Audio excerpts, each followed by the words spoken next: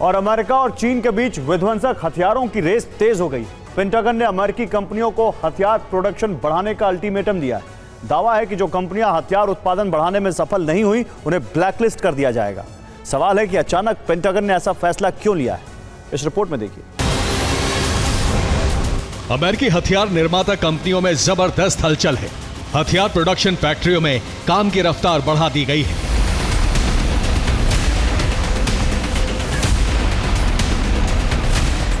इसकी वजह है पेंटागन से आ रहे लगातार फोन कॉल और धमकियां, जो हर हफ्ते अमेरिकी हथियार कंपनियों को दी जा रही है।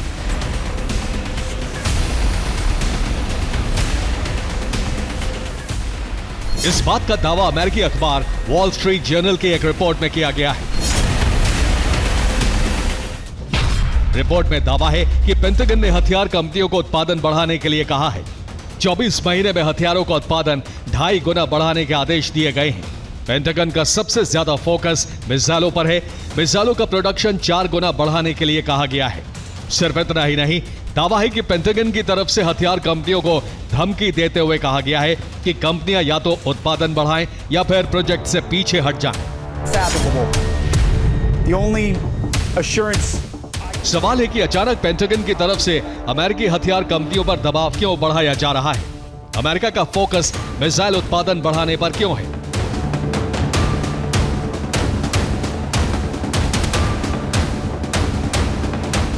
दरअसल इसकी वजह चीन को माना जा रहा है, जो सैन्य मोर्चे पर अमेरिका के लिए बड़ी चुनौती बनता जा रहा है।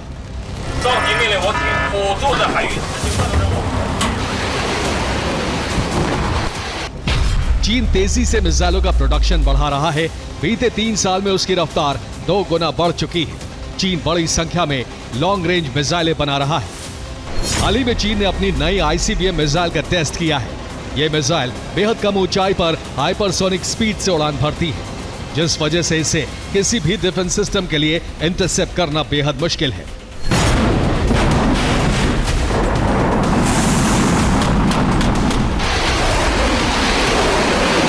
हालांकि चीन ने अभी तक इस मिसाइल को लेकर कोई खास जानकारी नहीं दी है, लेकिन दावा है कि यह DF-31 का अपग्रेडेड वर्जन है। रिपोर्ट्स की माने तो चीन आने वाले दिनों में कई और नई मिसाइलें टेस्ट कर सकता है। चीन का बढ़ता मिसाइल प्रोडक्शन ही पेंटागन की चिंता की असली वजह है।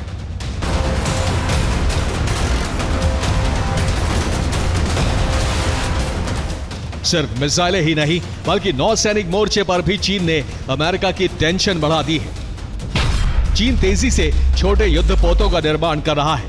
बीते 1 साल में चीनी नौसेना में 5 नए डेस्ट्रॉयर शामिल हुए हैं, जिसके बाद अमेरिका ने भी पुराने डेस्ट्रॉयर्स को हटाकर नए युद्धपोत नौसेना में शामिल करना शुरू कर दिया है।